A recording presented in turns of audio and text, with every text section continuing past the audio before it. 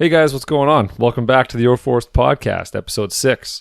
Today I've got Anne Normand on. She is the program manager at Work Wild. Work Wild is a nonprofit organization. They provide service to the forest industry in the form of promotion and trying to get people interested, kind of pretty similar to this podcast.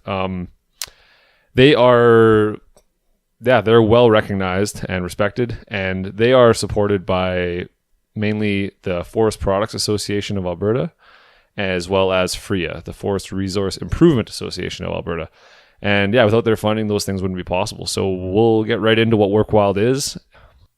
You guys call it a campaign. Or a public outreach program. So a nonprofit organization, you guys are trying to get information out there about forestry jobs, forestry careers, kind of everything related to it, right? So we're gonna get right into it, I guess, and just start talking about kind of what it is you guys do, and like how you got started, all that. Sure. Where your passion comes from. So the program was launched in January of 2011 in response to an industry labor shortage. Right. The industry was having a difficult time attracting labor. Yeah. One of the major reasons was competition with other industries, especially the oil and gas industry. While forestry pays quite well, it just can't compete with oil and gas wages. Yeah. And then also there are some misconceptions about the industry. People thought it was low paying, low tech, environmentally unfriendly, and a sunset industry. And that's kind of the word around the water cooler, right? Like I've heard people say stuff like, "Oh, I remember there was my parents had some family friends over one time, and this one guy, this young man, he was my parents asked him, well, what do you want to get into? Like, what do you want to do after high school or whatever, right? And he's like, first thing he said, literally, I don't think he knew what my parents did because they're both foresters, right? But he's like, I don't want to be something stupid like a forester, like I'm a dumb lumberjack or whatever, right? He said something about being old school and not like exactly like you said, like low tech and all that, right? So it's kind of, it was kind of funny. I kept my mouth shut. I was like, I don't want to get into this right now. This he's young. He doesn't know what he's talking about. It's fine. But that's kind of the word, right? People think that, like, even for myself, when I got into forestry, I tell my friends about it. They still don't know what I do. They have no idea. And we can get into that later. Actually, I'll talk a little bit about it, but it's definitely not low tech. That's for sure. No, there's some really cool innovations and high tech equipment and technologies going on in forestry. Sure. But like you say, it's not even just about informing people about the jobs. It's about informing them about the truth about the industry. It's addressing misconceptions and letting them know how innovative it is, but also how environmentally responsible it is. Yeah. You want to just move the mic just like right in front of your face, just directly in front. So like you can pull the whole thing. Yeah, there you go. Perfect. There we go. Yeah, these mics are sensitive. I always have that problem with people. Just like, hey, just do this. I'm sorry, but it is uncomfortable. I know it's weird, but I'll anyways. Get used to it. So that's awesome. So 2011, so it happened kind of after the like economic crash and all that. And it's interesting that's when you guys kind of found your stride there. That's cool. Yeah. Yeah. It's, that's I know even the university has a problem with enrollment in that. Mm-hmm. And I think, honestly, I think it's the word forestry. Yeah. I think people see that word and they're just like, oh, like you're just like cutting down trees, huh? Like you're the bad guys from Avatar, just like decimating a landscape and like you're no care for anything else but profit, right? Or like local like habitat or the indigenous people or whatever, right? Like it's that's honestly what I think it is, because I know in the university when AILS, the faculty of AILS, that's they have all the agriculture, land and environment, forestry and all that stuff, right? They started the environmental sciences program. So they started the conservation biology and then land reclamation. And forestry was pretty big. And then all of a sudden those opened up and people kind of went there. And those are awesome things as well. But I think they went there out of a thought of like, I'm going to save the planet, so I'll go into this. Whereas like forestry is doing the opposite of that, but it's not. It's the same thing. It's just, it's got a bad rap, I think, from just back in the day when I guess people, maybe we weren't replanting at the turn of the century and like stuff like that. But it was, it's definitely not what people, the misconceptions that people think it is, right? It's a totally sustainable, totally renewable resource, and we're like doing a really good job at it. Like we're like you look at the forest industry in Canada, like we're world renowned for being, for doing really, really good work. So yeah. But we just don't tell our story. Yeah. And that's kind of the point behind this podcast, right? Is that foresters as a whole are so quiet about what they do, and no one really wants to talk about it. No one wants to speak up. Or not low tech, but like just kind of, we don't want the attention. Low key, yeah. And so people don't get involved with media, and they don't get involved with kind of putting the information out there. They're just kind of like sit back and just like, if I'm quiet, I can do what I do and not worry about what people think, right? But that's a problem, because then we kind of fall behind the curtain, and people will think whatever they want, and it can be untrue, right? So yeah, a company like Work Wild is awesome, because you guys are reaching out to like so many people and to young people, and kind of getting the information out there early, right? And that's kind of, I think we have kind of a like synergistic relationship, like with the podcast and Work Wild. Work Wild being a lot more recognized than my podcast, but we'll see. We'll get there. So yeah, it's awesome to have you on and talk about this. So what do you guys kind of, how did you get started? What was the kind of first thing that you guys did? So I wasn't around. Okay. I was not there for the first year and a half. It was Cam Rollins, who's a forester here in Alberta, that started off the program. But really just started going to lots of events at universities, also going to high schools. We go into about over 100 schools, high schools throughout the province each year. And then also we have a lot of resources online. So we've got our website with a job board that we update regularly. Yep. I just updated it yesterday, and it's actually at the highest it's been for quite a while. Nice. In the last couple of years, with the state of our economy in Alberta, a lot of people have come over to forestry from oil and gas. Right. And so vacancies have filled much more quickly. But our job board has, I think, I have 45 positions up there right now. So that's awesome. Lots that's of opportunities. Also on our website, we've got scholarships. I think there's about $200,000 worth of scholarships listed up there. That's pretty good. And then, yeah, no kidding. Like, people want to pay you money to go to school. Yeah. And then career profiles. We have over 40 career profiles, yep. and each one will explain what you do in a job, what you need for training, where to get it, and approximately how much money you can expect to make. Right. And then for some of those, I've also interviewed people.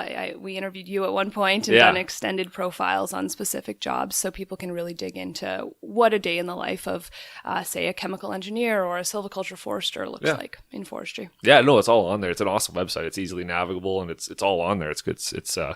I think it's kind of the first of its kind too, right? Like, as far as I know, there's not a lot of really, like, some of the old websites, for example, there's some ones out there that are so outdated. Like, I think they started in 98 and they're just kind of had never been updated, and they look kind of rough, and it's nice to see something fresh and new, and that that someone clearly takes pride in, right? And wants to make sure that the right message is getting out there for the right reason, and it looks good. Yeah, some of the other provinces do have some outreach programs related to jobs, but they're not as robust. They're not getting into the schools as much. They're not quite as extensive. But I've received calls, actually just one last week from Ontario and a while back from BC, and they are looking at potentially modeling a program after the Work Wild program or something similar, because they like what we're doing here in Alberta. Oh, it's awesome. It's a huge program, and it's just getting bigger and bigger, it seems like. So that's awesome. Yeah, we are actually. We just are in the process of hiring a third person. So nice. We started at one, and then we grew to two, and now we'll have a third person starting this fall. That's awesome. Getting bigger. Yeah. That's good, getting the word out there. Yeah. Yeah, this person will be in charge of Southern Alberta, and we've done a decent amount of outreach in Southern Alberta, but just we don't have the capacity to be down there very often. So now we'll have someone based in Calgary reaching out to the youth of the South. And we've found that a lot of people going into especially forest management programs are coming from urban communities. And so we need to be reaching out to those students. Yeah. How do they find out about that? I was just talking to a coworker earlier today actually about that. He grew up in the city, and I'm always curious about how people find this career, because it's, like I said, it's not, I mean, it's highly responsible for a lot of economic activity in the province, all the forests that are out there. Like, it's all very important work, but we don't talk about it. So how do people find out about it? So it's interesting that, I always wonder how the people in the cities figure it out. They're not seeing logging trucks every day, right? They're not seeing whatever it is. They're not talking to foresters. They don't live near mills or anything like that. So they don't get that opportunity to kind of ask those questions. Yeah. So yeah, it's relieving to hear.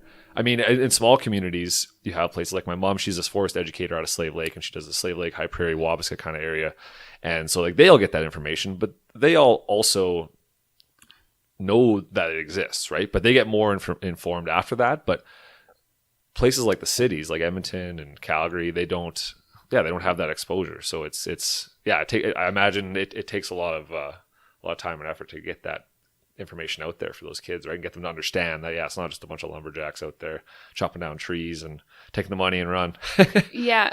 But yeah, if you look at the numbers going into the U of A forestry program, for example, it's significantly Edmonton and surrounding areas. So there's interest from the urban kids, but if there's already that much interest, just imagine, like you say, how many don't know that these jobs exist. And if we can tell them about it, how many of them might consider it as a career opportunity? Yeah, no, exactly. And that's kind of what I was thinking too, is that, I mean, there's a lot of people out there, I think, right now that may even be listening or whatever. They're in a job that kind of they don't really want to do, or they're not really passionate about, or they don't really see the point, right? They're kind of phoning it in, and like that's unfortunate. It sucks, and it's a hard thing to try and figure it out. I mean, especially right out of high school, like how are you supposed to know? You don't even know who you are. How are you supposed to know what you want to do, right? Like, but I think it's forestry and the forestry sector and the outdoor industry, like it's a whole area that I think people overlook, and especially people in the cities. And it's unfortunate, but it's there, and there's so many options. Like I said, like you were saying before, there's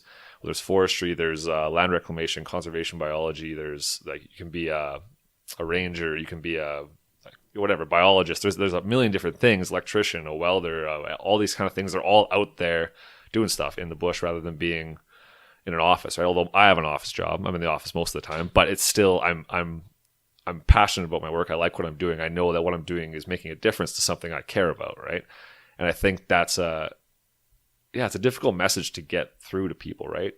I mean, especially kids, because they're told all the time, like, oh, do what you want, but they don't know what's out there, I guess, right? They think like, oh, they're told to be a dentist or an engineer and like, there's nothing wrong with any of those things, but if that's not what you want to do, then what? So it's important work for sure to get out there and kind of teach people what's available. Yeah, I'm glad you brought up the trades too, because while there's a lot on the environmental side and the forest management side, more than half of our job board is power engineers, chemical, electrical engineers, tradespeople, like millwrights. There's always several millwright positions and electricians, heavy-duty mechanics. So it's a lot broader than a lot of people realize. Even I just posted in a position for an accountant yesterday. Yeah. So you could be in many faculties in university, or not even in university, many different types of training programs, and find yourself in forestry. I'm an education and communications grad, and gotcha. I'm working in forestry here. Yeah, it's funny. You never know where you're going to wind up in the end, right? Like all those things are applicable. Like, you can be an accountant for a mill or for a consultant, or you can be all these different things, right? Yeah, it's all available, but people don't. Yeah, I guess they don't really know, right? Like it's hard to find that information. So yeah, it's good to have a company like yours, out there doing that work. So yeah, it's good.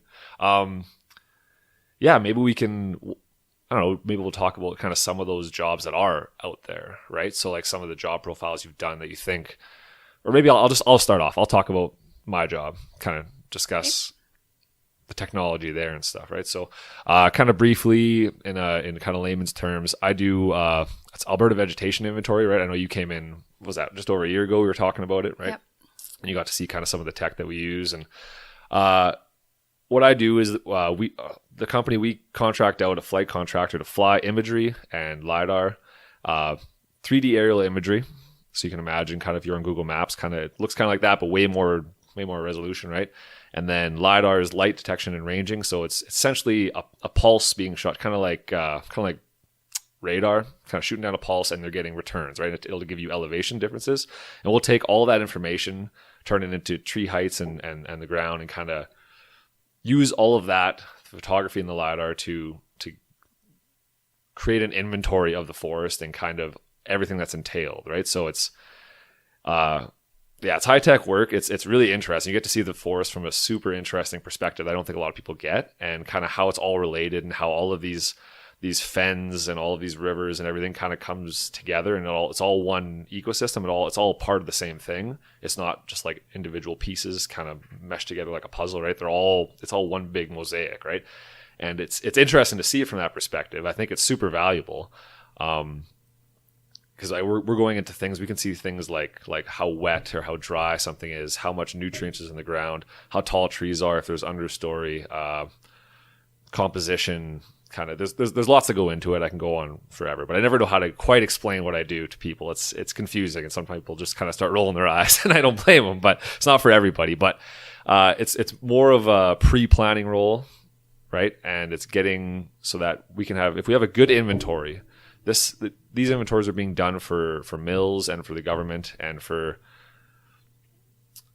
any kind of manager that's managing a landscape, right? And if they have a good inventory, they know exactly what's on their land base. They can model it and they can grow it properly, and they can know exactly what's going on, and they can have better management for that, right? So that's what I do for the most part, and it's an interesting job. It's mostly in the office. We do field work. We get out there and kind of get calibrated with the world, right? But it's not a job I ever thought I would be doing in forestry. I got into forestry to kind of be outside, but I realized that the planning aspect of it is really important as well, right? And I think that's kind of where I'm gearing myself towards. But do you get to work with drones at all?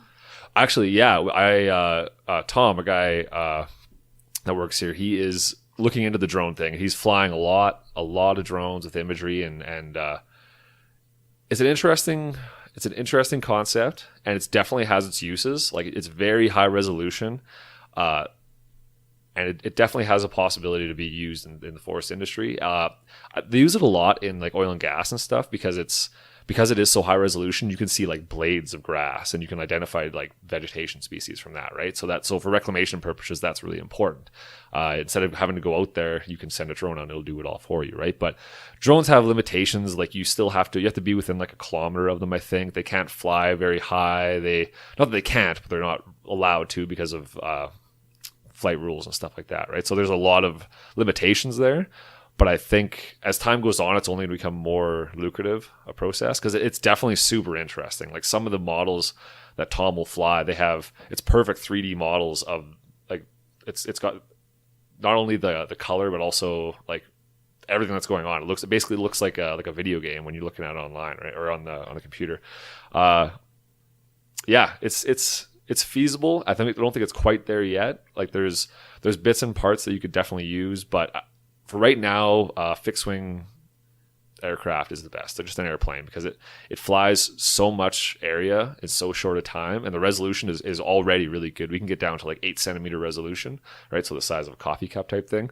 Whereas the drone gets down way more than that, but it's not really necessary, right? Unless you're trying to do really intricate work. So maybe you're trying to do like a caribou reclamation program. So you're flying old pipelines and disturbances. That might give you some more information that could be useful, but it's exciting though. It is something that I want to try and get into, and because you never know where it might end up, right? And I imagine more cost effective too than an airplane. Well, you'd think, right? But the efficiency of it, because it's such small scale, right, compared to an airplane, it's definitely cheaper to do an airplane. If you're trying to do like fly a large area, if you're trying to fly a small area, if you're just looking for like a few hectares, then absolutely, go out there, fly a drone. Like, you're going to get more information. It's going to be better, right? I think for like construction purposes, like around the cities and stuff like that, if you're trying to expand, a drone would be perfect, because you can get all the contours like specifically mapped out, and kind of all the vegetation, and know where the kind of the wetter spots are, and it'd be really cheap, right? Whereas to get an airplane to do that would cost a bunch of money. But it depends on the scale of the project, right? Right, because if you're having to operate within a kilometer of the drone, then you're needing to follow it all the way through. And if it's a large area, that's going to... And they only fly for like 20 minutes at a time, right? Like, you might be able to get... Like, there's a few drones out there. Like, we have some of the cheaper ones, like I don't know how much they're, but tens of thousands maybe. But you can get hundreds of thousands of dollar drones for civilian use, right? Like, I mean, you can get those Predator drones or whatever. They can go across the world, but I don't think we can afford one of those. A couple billion or whatever, but... the scale gets, or as the technology catches up with civilization, I think, we might end up being that way eventually. I could see in 20 years, instead of having an aircraft do it, you have a drone flying all the imagery, right? Because it's instant, right? But it's right now, we still stick with aircraft, but the drones are definitely up and coming. It's definitely interesting, and yeah, if you're interested in that kind of stuff, it's this could be a good place to be for sure. Yeah, there's a lot of up and coming neat things going on in forestry. What's the thing? The technology is changing so fast, right? It's hard to keep up. Yeah. Like there's the wood plastic composites. That's a cool one. The lignin. There's so many neat things going on. Yeah, wood plastic. Like, do you know a lot about? I don't know a lot about. I was listening to some of the videos on Work Wild this morning. Actually, just kind of I was like trying to get in the right headspace for this, and they were talking about the wood plastic composites or whatever, and I was like, well, I should look into that because I don't know anything about that. So I don't know a lot, but I know a little bit. So I went to Alberta Innovates a few years back and had a chat with one of the engineers there. Right. And she was just telling me about it. They've done a lot of research into it, and so they basically break down the wood to its nanofibers, and they can replace the petroleum in plastic with wood. And so it's a fully renewable resource then. That's crazy. And you get essentially the same product. It only real differences are it tends to be lighter, but just as strong. And it doesn't have the same chemical smell. Right. But otherwise, it functions just the same. And I believe Ford is using the wood plastic composites with some of their interior parts for their cars now. That's cool. And there's other uses. If you look up Thrive Plastics, there's some videos online that explain the process and some of the applications for it. That's cool. Yeah, no, I definitely want to try and get somebody on that knows a lot about that. It's really interesting. I don't know anything about it at all. Like I remember like Sunchip made that like the biodegradable bag back in the day, and it was supposedly wood fiber, but it was like they got rid of it because it was the loudest thing ever. Oh. it was like super annoying, like 10 times louder than a normal plastic bag. But the renewable or the applications of that, of like wood fiber in places where people wouldn't expect, it's actually really huge. Like even I think the first Ford vehicle, its side panels and stuff were all made of hemp fiber, which is very similar to wood. So like technically speaking, you could make vehicle bodies out of wood, right? I don't know how like the safety procedures of that would be or like any of the implications, right? But I think people see wood as like, oh, I can get like paper and like a table, but that's about it. And it's like, well, no, there's a lot of applications, and it's a renewable resource. I was trying to talk about that in one of the previous podcasts, how as far as I know anyways, wood is the only truly renewable building resource we have on the planet. Just because of the scale or the time, kind of the rotation time it takes for trees to grow, right? So it takes 100 years for trees to grow, and they kind of are replenishing the soil as things go along. The soil is getting all the nutrients back into it, and then we can remove the trees, and it's not a big deal, right? Whereas like in an agricultural system with, like, say you're trying to use hemp is an awesome, supposedly it's a superior fiber to wood. Supposedly it's got like a lot of interesting properties, but again, you run into the problem of sustainability. It's not a truly sustainable. It needs inputs to make it grow, right? Whereas the forest will do it on its own, and it's not hurting anything. You know what I mean? We're keeping intact all the habitat, all water. We're managing this as if we were natural disturbance, right? We're trying to make sure that what we're doing is appropriate and lasts for ages, right? We don't want people to think that we're going out there like the bad guys from Avatar and just like destroying it and just like, yeah, we got the money, let's get out of here, right? We're good to go. So, that's an interesting one. I should try and find somebody that knows a lot about those kind of those different wood products, right? Those up and coming wood products that are really. I think I have someone for you. Yeah, perfect. Yeah, that would be awesome. Some people you can talk to. I went and at FP Innovations, I went there and they showed me all these really cool innovations, and they know all the science behind it. That's what I need. I need really exactly those people. Yeah. Okay, cool.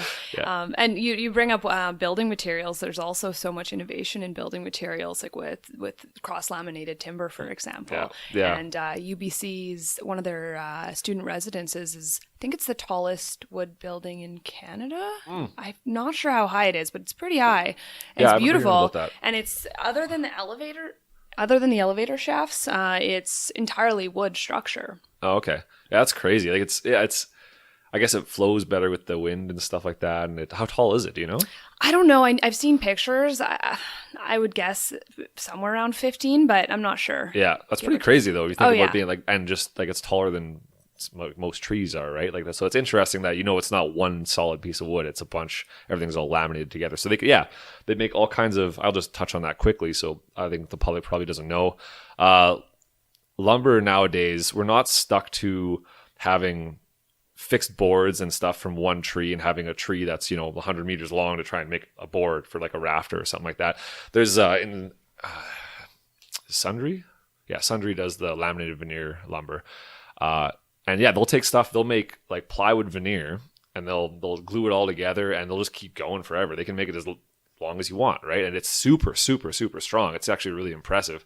So they can pretty much engineer anything you want, right? You come up with it in your head, you can make it. It's interesting, the applications of that, all that kind of stuff. And some of them, especially, like, one concern a lot of people have with wood is they say, oh, it's going to burn down. Yeah. But like cross-laminated timber, for example, is so thick that it creates a fire resistance because at a certain point that wood's going to char and prevent the fire from continuing to spread. Or it takes a long time to spread through. Fire doesn't start that quickly on wood. It takes a while. And if it's that thick, it really does create some fire resistance. Whereas some other materials will melt in that kind of a heat. Yeah, totally. Yeah, all that kind of stuff would, like, I mean, there's aluminum in here, and aluminum's like melts super quick, right? And it'll just kind of crumble, and then the whole structure is at risk, right? And wood burns too, right? But yeah, like you said, those really thick beams, like if you look at forest fires, if you drive through like maybe BC or through anywhere in Alberta where there's a forest fire, you can see there's all these trees still standing, right? What's burnt off is the branches because they're small and they catch fire quickly, but the trees, the boles are still there.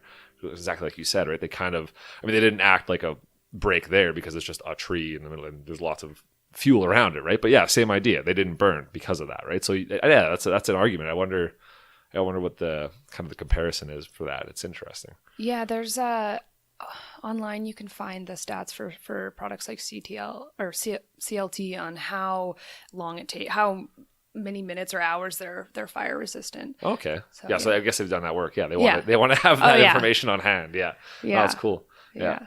So and it's also quite flexible too. I've seen there's this video online, and it's an earthquake simulation, and they do it with a wood building just to show how much more flexible it is than some other materials. Really? And it can withstand a lot a lot of movement because of that flexibility. Yeah. No, that makes sense. Like, that's how trees don't fall down, right? Or how they don't break in the middle of a lot of windstorms, right? Because they move a lot, right? Same thing with buildings. I don't think people realize that the buildings like downtown, you got like an 80-story building or something like that. It's not a fixed structure. It has to give with wind. Otherwise, it's just going to break and you're going to have falling buildings, right? So, yeah, that's cool. No, it's interesting. Yeah, and this doesn't sound at all related to careers, but I think it's important to talk about this stuff because in order to get people interested in these careers, they need to know the exciting things that are going on in the industry. Yeah, well, yeah, exactly. Like you said, the technology is moving so quickly, and there's so much out there that's new and exciting, and there's so many opportunities for jobs and for research and for, whether you're a million other things that are involved with or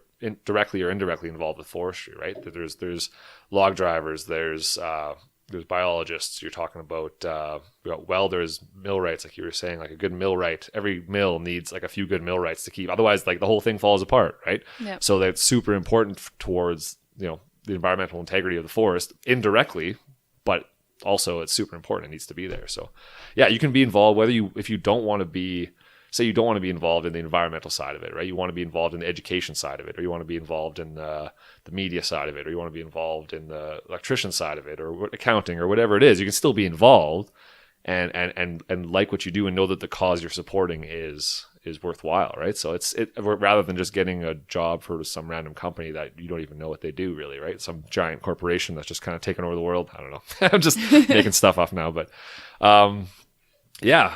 No, there's a lot of careers out there. So if you guys go online on the WorkWell website, you can look up all the job profiles and job postings, and it's cool. So how many schools do you figure you see every year? We go to, as of this past year, over 100 a year, but now that we have a new person, we'll be somewhere more like 130 a year. That's crazy. Yeah, and so that's just like class presentations. We talk to, it'll be somewhere around 7,000 students a year get the Work Wild Forestry Careers presentation. Yeah. And then we also go to career fairs and community events and teacher professional development events to reach out to a broader audience as well. Oh, that's cool. No, the reason I asked that question is because I'm trying to get a feel for how many people you're getting out to, kind of thing, right? And how many possible careers could come out of this, right? It's interesting because there's, yeah, like I said, there's not a lot of people doing that work, so it's good. And it's a large number, but it's certainly not the whole province. But so we're trying to find ways to get our information out there in far broader reaching ways. So of course, like you saw some videos, we're making some educational videos, but also right in the next couple of weeks, we're going to be publishing some curriculum supporting lesson plans that we'll have up on our website. There are going to be some really cool resources. Like we have an interactive map where students can hover over the wildlife and the water and the mill and the fire going on over in this part of the forest and all the different considerations in the forest, and then analyze it and really think from multiple perspectives in how we manage our forests. So we'll have a few different interactive resources on our site and some lesson plans that support grade 6 science trees and forest unit, COM 20, which is career and life management, and then the CTS forestry course in high school. That's cool. So the hope is we can get into even more schools that way. Yeah, absolutely. No, that like you were saying before, it's interesting that it takes, a company like this to get that information out there, right? Because like you said, people don't understand the relationship of the forest, right? They think, they see the trees and they're pretty. Oh, there's a bird. It's a nice bird. But they don't understand how that's all related, right? And it is all related. It's all one ecosystem. You can't manage one piece of that and forget about the rest of it, right? It's all one big unit. It's all an ecosystem. So to get kids interested in that, like for example, I had you hooked me up with a young man who's trying to figure out what he wanted to do as a career. A little while back, he came in, and it turns out he's really interested in hydrology. So he wanted to get involved in kind of hydrological management, kind of marine biology, that kind of thing, right? And so he came in, and not that we have anything to do with that really, but I was doing a riparian management deal, kind of some work for a mill. And so he got to see kind of how the hydrology changes on a landscape, how you can go from kind of the top of a mountain where you're just getting some like rainfall and how that kind of collects into smaller little creeks and kind of overflow, and then it turns into a river, and then maybe it falls into a fen. So a fen is just a kind of a mossy area where the water kind of spreads out and goes through, but it's still part of the watershed, right? And people don't realize that kind of things, and how that's related to the trees, and how it's related to the birds, and how to the bears, and to the wildfire, and all that stuff, right? So that's a cool resource that you guys have. Like I don't think people understand the importance of something like that, of kids being able to see that. Because like realistically, until I started here, I wouldn't say that I had a real understanding of it or perspective of it, because it was not something I had ever realized. I mean, I understood kind of that it's all related, and you can kind of hear it, but to see it and to be able to hover over it and kind of click on it and look at it, that's super applicable, I think, for kids. It'll get them interested. And teachers, like a lot of them do know quite a bit about forestry, but it might be about measuring a tree's age and those types of things. But especially teachers that are located in geographical areas that are so far away from forestry, how are they supposed to get this information? We need to provide them with accurate and up-to-date information about how things are, or else they're on their own to try and find that information. Yeah, no, totally. So speaking about that, so I don't forget, maybe you can just say how, like if a teacher is listening to this and they want to get a hold of you guys and get somebody to come in, how would they go about doing that? Yeah, if you go to workwild.ca and you can click either on the contact tab or on the teachers tab, either one will send you to pretty much the same place, and you'll find a contact form where you can just send me an email. It goes directly into my inbox, and just let me know where you're located, what grade your students are. We go into grade 6 through 12. Okay. And typically science, outdoor education, and any kind of careers, health classes. Yeah. And then sometimes like wildlife or construction if you think it's applicable.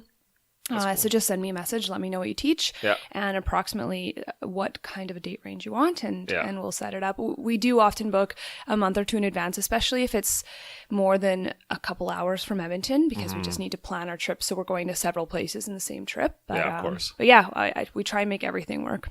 So as far as going into classrooms and stuff like that, what age do you think, like I wonder if there's an age that you think personally doing so much of this that is like children are the most susceptible to this information? Because I imagine that like maybe there might be people like grade 12, they already know what they want to do type thing, right? There's always like, I didn't know. I was still kind of in limbo, right? But so it would have been useful for me to know. But I wonder if there's a target age group that's like a good one to target, do you think? When we did the initial research for the program, it seemed that students didn't remember much from the earlier years with regards to career. Oh, okay. So that's part of the reason we stay in the higher grades. Higher ones, yeah. We do go down to grade 6 because they do trees and forests, and I Right. think it's important that we get into those schools if teachers need that support with that extra forestry information.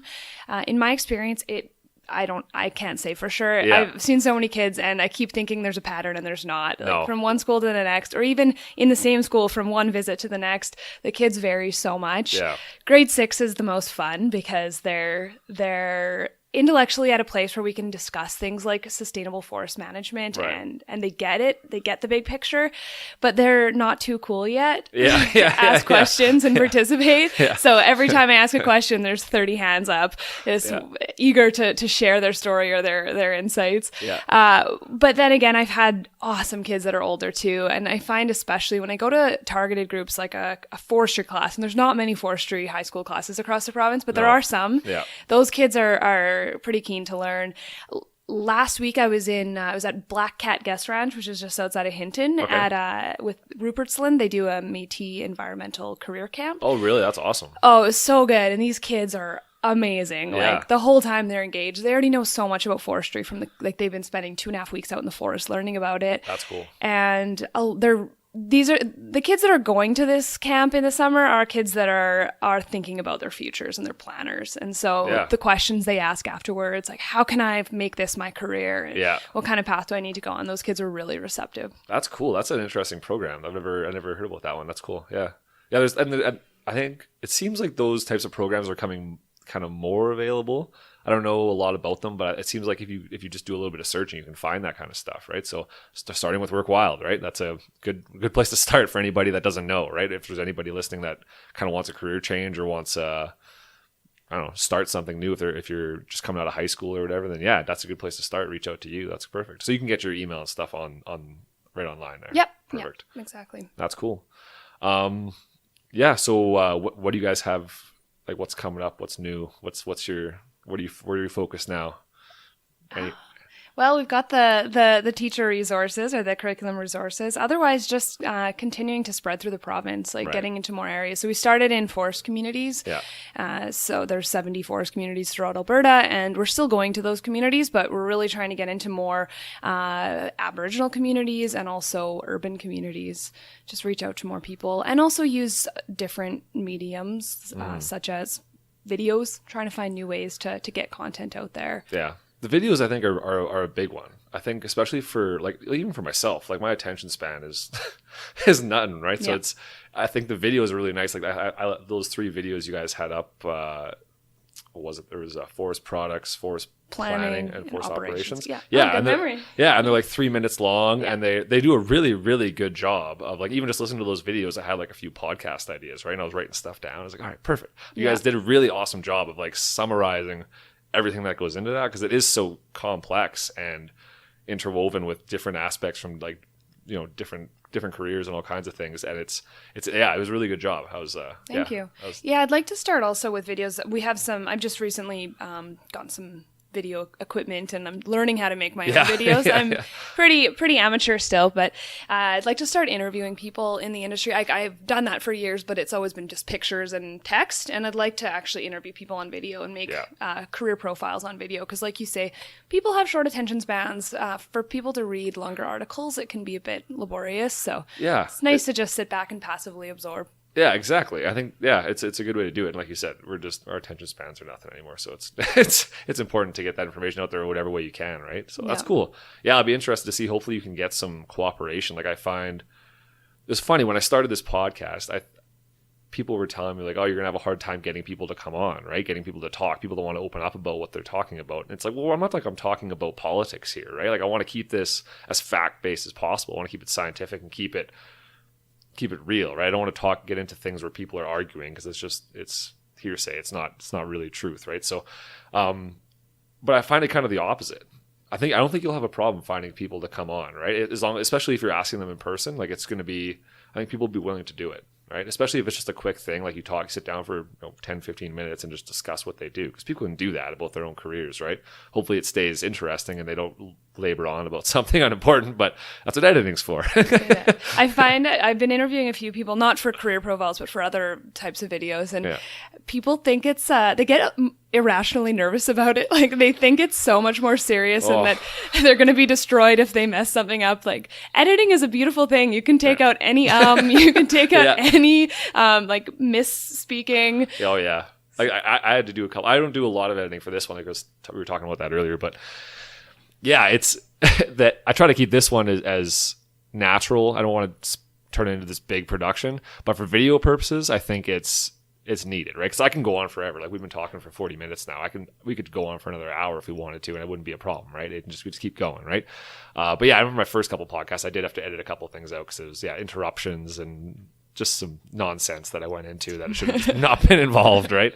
Yeah, no, that's interesting. So yeah, no, it's kind of cool how all these things are finally coming together in the forest industry, because for years I know, kind of growing up in the industry with my parents and that, seeing how nobody really, you say the word forester and nobody knows what that is, right? And like, oh, like what do you, so you're in a machine cutting down trees, and you're like, well, that is a job you can get, and it's a cool job, but no, like there's other things, right? So there's a wide variety of things for people that can get involved with, and it's hard to get that information out there, and hopefully with Work Wild you guys can succeed. It seems like it's working. Yeah. So you said that the the enrollment at the U of A went up quite a bit. You said in the last couple of years. I think it's at its lowest.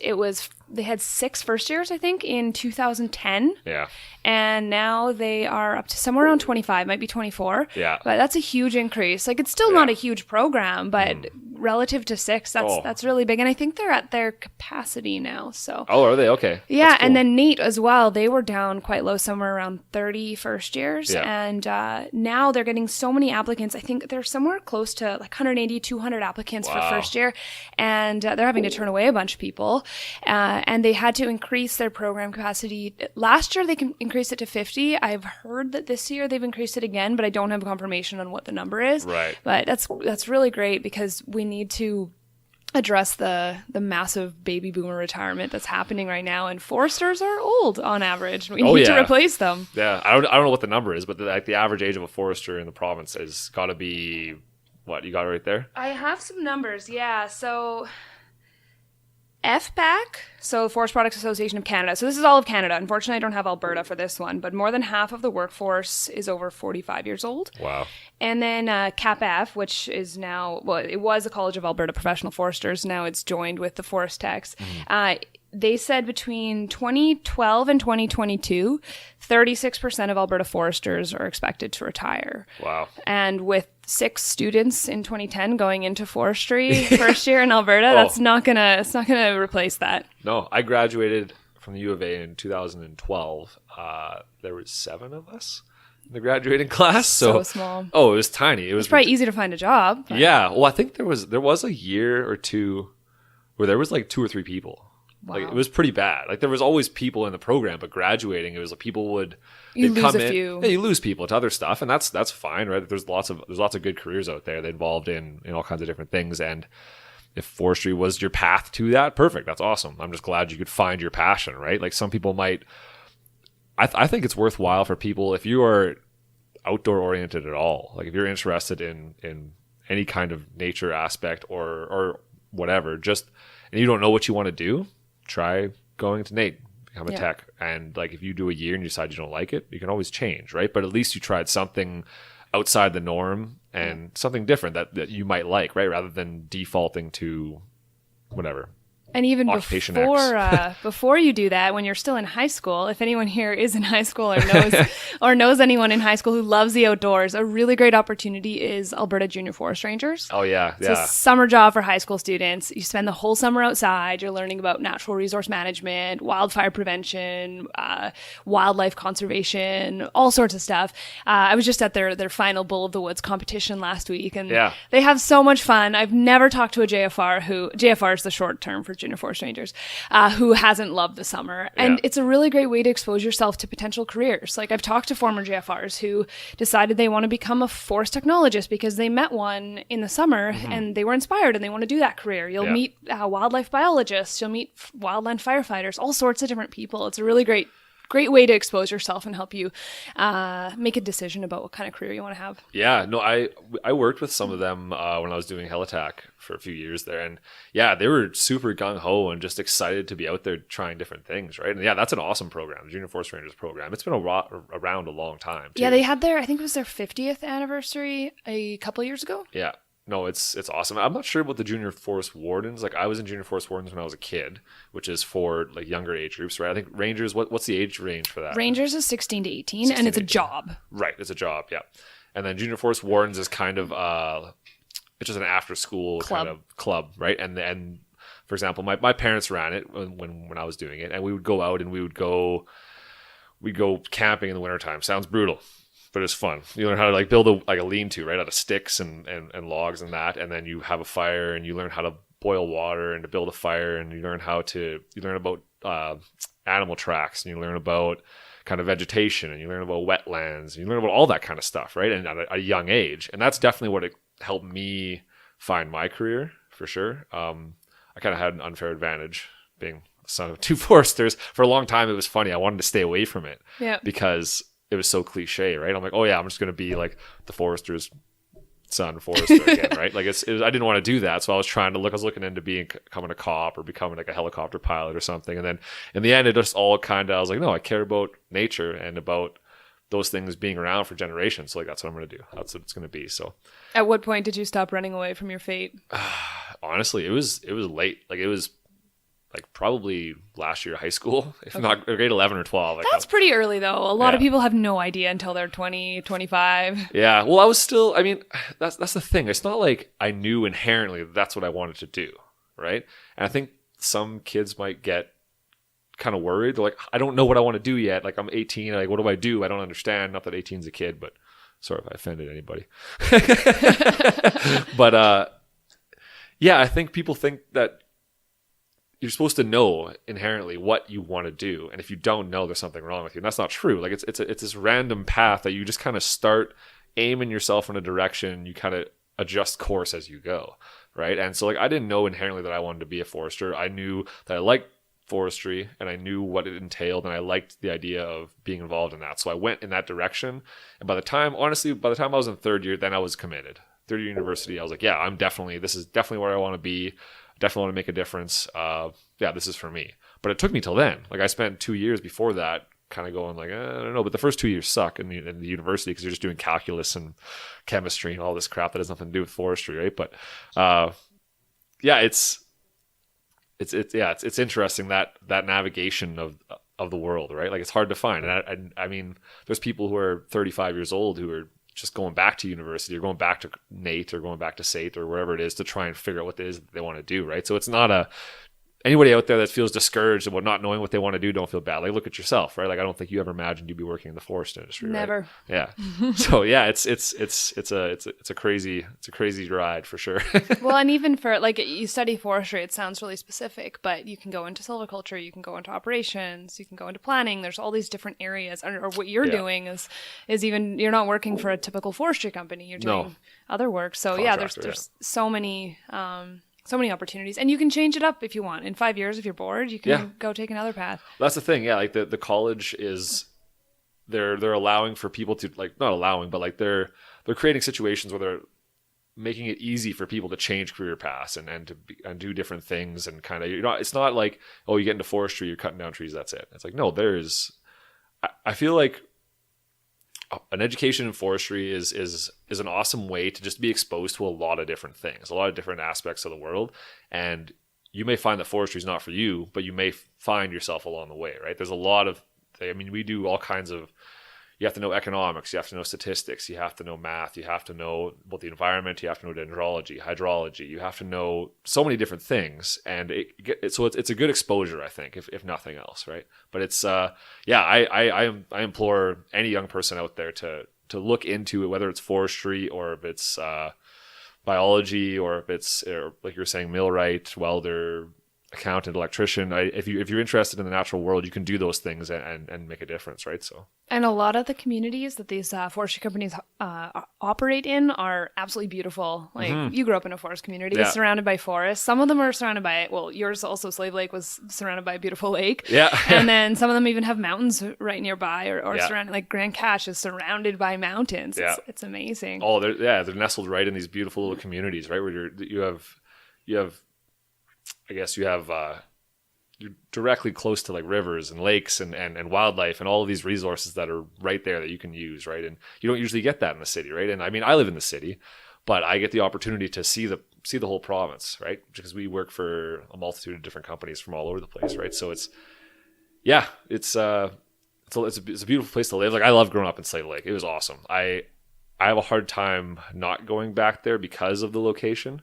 It's just such a perfect spot, right? Like, there all the things that I love to do, like fishing and hiking and hunting, and just waking up in the morning and going on your deck and breathing in fresh forest air, and not exhaust. Yeah, not exhaust fumes or brake dust, right? So, but yeah, living in those communities is awesome. Super beneficial. I think just healthy for the soul, really, right? So, I mean, people want to be where the action is in the city, right? Where the Starbucks is. Yeah, where the Starbucks is at, right? Or Chapters, or whatever it is that you're into, right? But yeah, it's there's definitely opportunities there for people if they want to check them out.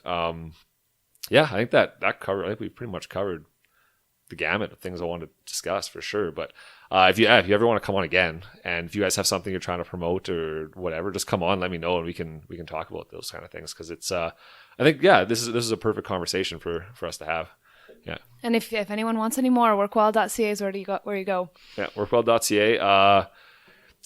Do you want to give out your email, or just workwild.ca? Mike, if you just click the contact form, it goes straight to my email. It's all there. On the Workwild website. Perfect. And if you guys have any questions for me, just send it to yourforestpodcast@gmail.com, and I'll get back to you, or I'll address it on the podcast. So far, I've got no questions. That's okay. One day. Things to strive for, right? I tried to review the podcast last night, but it wasn't letting me press. It's weird. There's something wrong with the review process. I know I tried to get some friends to do it when I first started it out. And yeah, some people it would work, some people it wouldn't. There were some reviews on there. Yeah, there's some on there. And it's really odd. I don't know what's going on with it. I think you have to be signed into iTunes when you're trying to review it, but you also can't I know if I go into the podcast app right now, it's not just there. I can't just go hit review and go down, or you have to go search it, and it's really odd for Apple to not be super user friendly that way. But I even wrote up a review, and then it wouldn't let me press send. Why did you press it?